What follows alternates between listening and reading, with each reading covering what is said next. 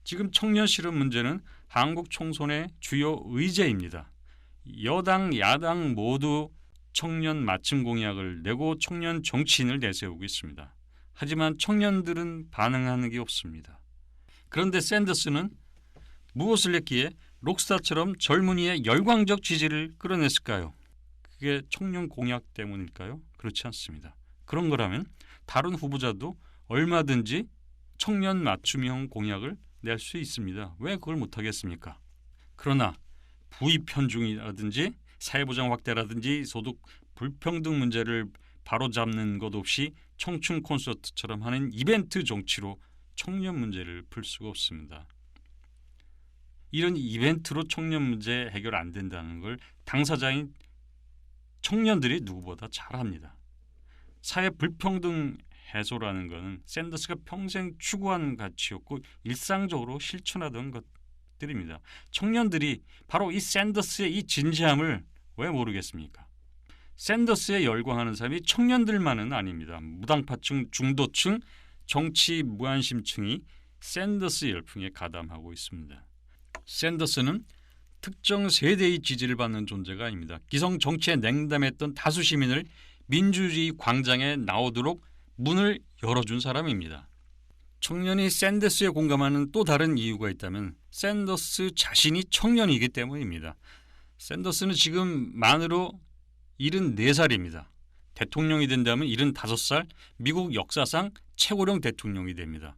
그렇지만 누구도 지금 샌더스 나이 많다고 따지지 않습니다. 한국에서는 젊거나 늙으면 안 됩니다. 젊으면 젊은 대로 어리고 경험이 없다는 말을 듣게 되고 늙으면 늙은 대로 배척을 당합니다.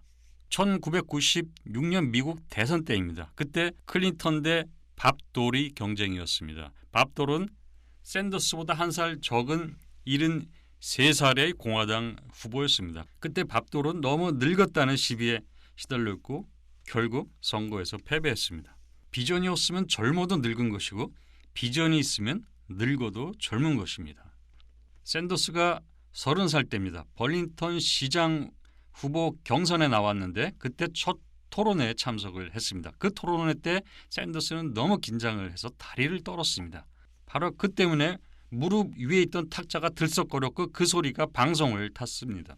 토론이 끝나고 나서 방송사에 전화가 많이 왔다고 합니다. 그 친구 누구냐 이런 내용입니다. 이 30살의 떨림 그리고 그의 꿈을 샌더스는 여전히 간직하고 있기 때문에 여전히 청년입니다. 샌더스의 청년의 열정이 아니었으면 칠순을 앞둔 5년 전 의사당에서 무려 8시간 37분간 쉬지 않고 감세 반대 연설을 하지는 못했을 겁니다.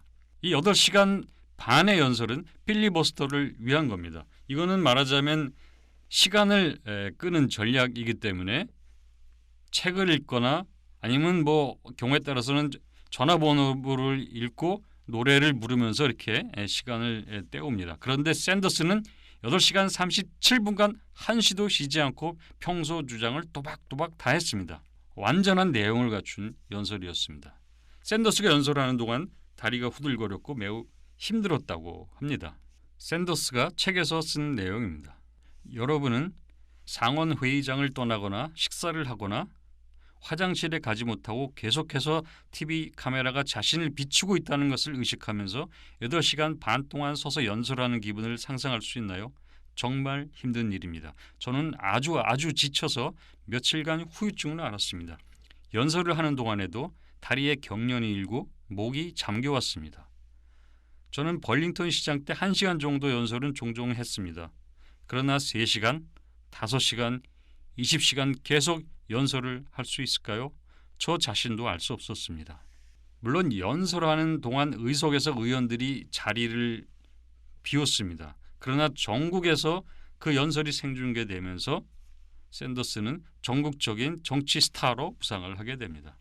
샌더스는 연설이 끝나고 자리에 앉을 때 거의 쓰러질 뻔했다고 합니다.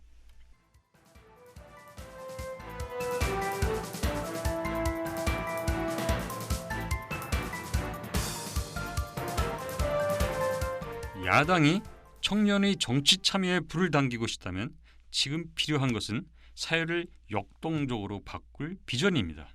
당연히 그 비전은 일회용 선거용이 되어서는 안 됩니다. 샌더스는 미국 사회를 바꾸겠다며 정치에 뛰어든 30대부터 지금까지 일관된 주장을 해왔습니다. 바로 그것 때문에 샌더스가 후보 토론회 때 사회자나 상대 후보자는 또 그 이야기 하냐면서 미치려고 한답니다. 그동안 샌더스를 취재해온 버먼트 지역의 기자가 한 말입니다. 샌더스라는 정치인이 말과 행동 사이에는 일관성이 있다. 그는 늘 그래왔다. 그의 생각과 그가 보살피고자 하는 사람에 대한 일관성은 1981년 그를 취재하기 시작한 이래로 언제나 변함이 없었다. 샌더스가 55살 때인 1996년 11월 버먼트주 연방 하원의원 선거에서 승리를 했습니다. 당시 당선 확정 인터뷰 때 이런 말을 했습니다. 인구의 1%가 하위 90%를 합친 것보다 많은 부를 소유한 이 나라는 뭔가 잘못된 나라입니다. 이렇게 말한 겁니다. 이때 반응은 또 그 말을 그 수없이 하던 말을 또 했느냐 이런 거였습니다. 이렇게 샌더스의 주장은 선거 구호가 아니라 샌더스가 평생 해왔던 말이고 그게 바로 샌더스가 정치하는 목적이며 TV나 유세나 대담 시민과 만나서 항상 하는 이야기의 주제입니다. 샌더스는 이 가치를 평생 추구해왔던 것입니다. 만일 어떤 시민이 샌더스를 선택한다면 그건 어떤 의사를 표시하는 강력한 행위가 됩니다. 샌더스가 뭘 하고 뭘 하지 않을지 너무나 분명하기 때문입니다. 그러나 한국에서 야당을 선택한다는 건 모험을 각오하겠다는 뜻입니다. 야당은 선거 하나 치르면 당 지도부만 교체하는 게 아닙니다. 노선을 수정하느니 정책을 바꾸느니 인물을 교체하느니 당명을 바꾸느니 하면서 개혁, 혁신, 쇄신, 변신을 거듭하면서 정체를 알 수 없게 만듭니다. 이렇게 해서 과거는 다 지워버리고 항상 새롭게 출발한다고 합니다. 자, 이렇게 과거를 버리고 새로 출발하게 되면 당연히 이 야당 어디로 갈지 아무도 모르는 상태가 됩니다. 이런 정당을 신뢰하기는 정말 어려운 일입니다.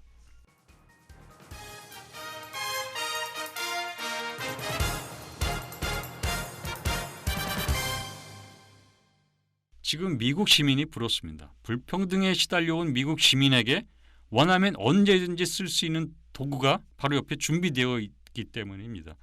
44년간 준비한 샌더스라는 정치 지도자입니다. 지금 헬조선을 탈출하는 한국인의 옆에는 누가 있습니까? 이대근이었습니다.